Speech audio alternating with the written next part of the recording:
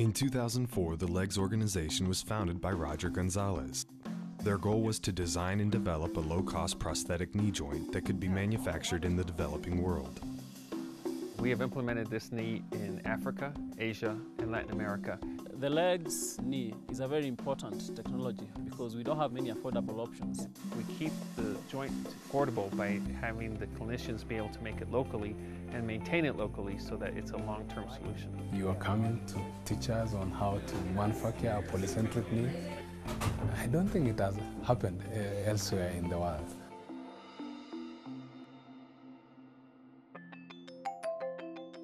LEGS initially started as an engineering senior design project at Laterno University, in which Dr. Roger Gonzalez challenged his engineering students to design a low-cost knee joint. However, Roger's interest in low-cost prosthetics began years earlier as a postdoctoral fellow at the Rehabilitation Institute of Chicago. And I was privileged enough to be on the research floor where they do a lot of high-end prosthetic research development.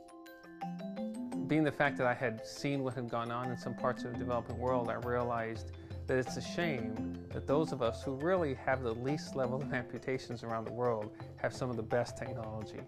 So what I sought out to do with the help of students is to try to reproduce that design with the intent of making it as inexpensive as possible so that it can be manufactured in the developing world.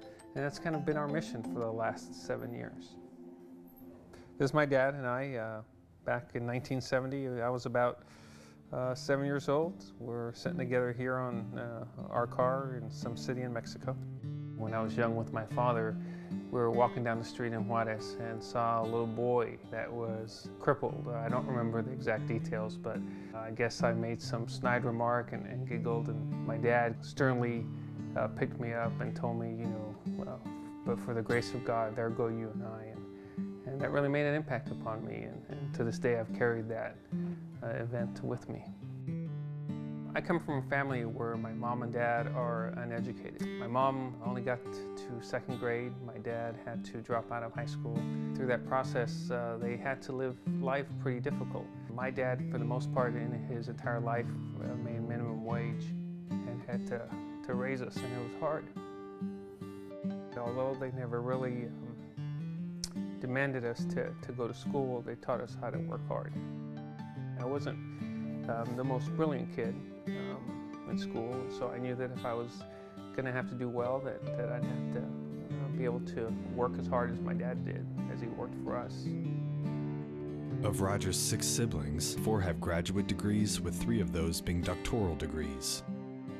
It's a sense for us of a lot of thankfulness, both to our parents and thankfulness that we grew up in a country where we're able to do this. If you're in a developing world where there is no ramps, where there is no straight sidewalks, walking is an important part of what you do. And if you're not mobile, it really affects who you are as an individual. I feel like I have an obligation as an individual who grew up less fortunate in our own country to help those who are less fortunate in the developing world. It's a sense of being part of our what we would call global society, and being able to say, I care.